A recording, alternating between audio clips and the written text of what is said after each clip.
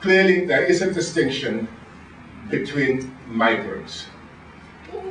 Our concern today is refugees, but a greater number of migrants or people of equal concern to the High Commissioner for Refugees are internally displaced persons. And the effective difference between the IDP, the internally displaced person, and the refugee is that the refugee has been able to leave his or her country and gone across international boundary. And the refugees in our time, in terms of international legislation, legal instruments, are those who were recognized by the 1951 Convention. The 1951 Convention recognized the situation in post-war Europe, that after World War II, those people who were displaced, those people who were not able to return, there was an international convention that created an instrument which said these people should be taken care of by the international community, people who are no longer able to go back to their home areas. Over time, with the struggle for independence, with decolonization and situations where people are in refugee-like situations around the world, and where people were no longer not being assisted by the international system, the same people, or at least the governments that were party to the 1951 Convention, met in 1966, and of course these negotiations take some time, and by 1967 came up with the 1967 Protocol, which said that it's not just the circumstances or the situation in Europe which led to refugees, but extended the 1951 Convention provisions to all persons everywhere in the world who were or had refugee-like circumstances.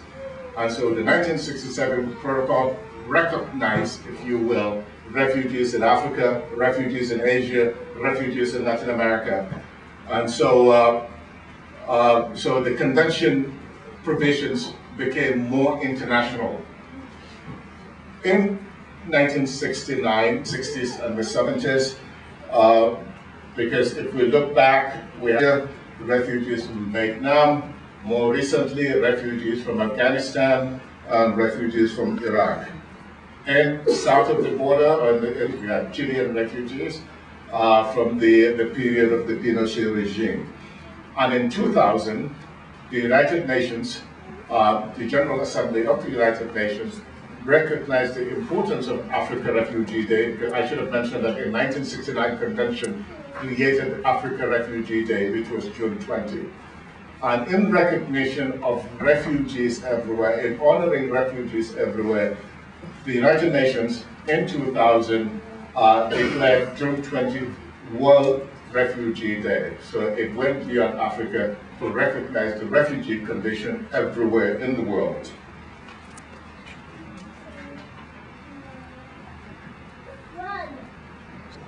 As individuals, as communities, as refugees.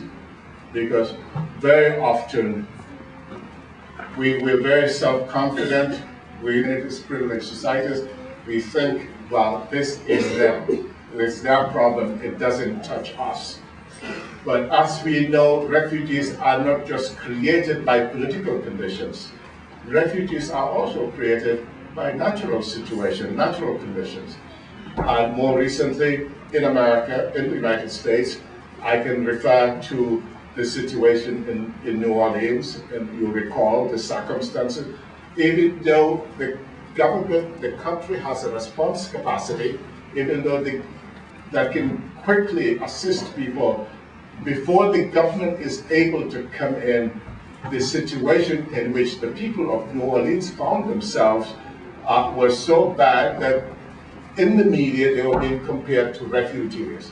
And of course there was a lot of objection to say, we are not refugees. But clearly the reference was to the fact that these were people who could no longer go back to their homes and had a situation where they felt that their government was not responding quickly enough to meet their needs. This week, last week, We see in Iowa, Cedar Rapids, we see the disaster that's striking people. People who are independent, people who had everything under their control, and yet, just like that, the rivers bust their banks and water floods, and you see the streets of Cedar Rapids, and you don't recognize the place. Where is this? Congo, Uganda, and is that over the last 20 years, 25 years, the Democratic Republic of Congo and the Republic of Uganda have seen their share of disaster, both man-made and natural. And so the artists in these countries, the nationals from these countries, have experienced the traumatic experiences that have forced them to leave their countries. I should like, this one he calls exile. And the exile goes through a door, if you will, to leave the country. But when the exile gets to the other country, he or she needs to do whatever is appropriate. So here they try the doors to see who will help. They will go to the American embassy, they will go to whatever embassy official, they'll go to international organization offices, they go to national government, they talk to NGOs, they talk to anybody. So that's the door you see in terms of the refugee making efforts to survive, looking at the opportunities. And so when you try the doors don't open. He has little boxes which suggest windows. Test the windows, try them, see what you can do. Something opens up for you. And all along, the refugee has a shield, the protective shield, because to survive, having survived one set of disaster at home, in a new political environment, sometimes very hostile, the refugee needs to defend themselves. And the refugee has a shield that faces you. So Daniel Kambere, in terms of the exile, what the exile has to do, if it's a door, if it's a wall, try the door. If it doesn't work, see if you can climb over the wall, see if you can go around the wall, see if you can dig under, get under it. But whatever you need to do, the refugee has to survive. And for many of you who have been refugees, or some of you who are former refugees in the club, know the kinds of survival skills that tell the refugees. And for me, this painting, even though it represents an ancient conflict, if there's a Ugandan specialist, a conflict between Buganda and Bunyoro, even today they talk about the Bugandans, talk about the lost territories. For me, although this represented an ancient in all its form, in all its shape, was what produced refugees. What do we do? How can we go about helping in terms of easing the tensions to make sure that there are no more wars of the kind that we see locally to create the tension that produce refugees? And so that, a constant reminder, and I was to help the refugees who are in the country.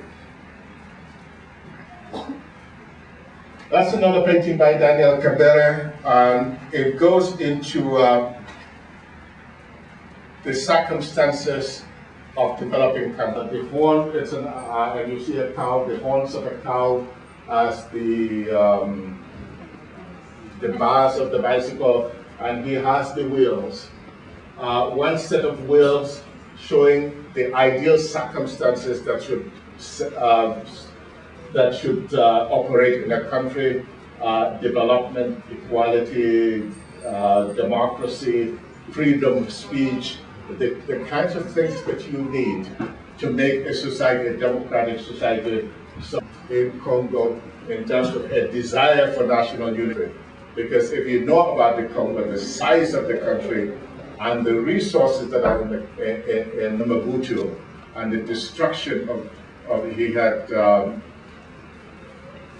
the destruction he presided over in the country, and the disappearance of the resources, that even today, many years after he's left, but standing between that ideal and hope for peace are a special group of people who in many ways are useful for the continent, but have also been a menace to the continent.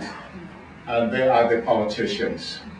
And use primaries we've just had, but a situation where a politician with the exaggerated hand, this is by Duquette Congo, but a politician with the exaggerated hand saying, I have done this, I have done this, I will do this for you, I promise you this, da, da, da.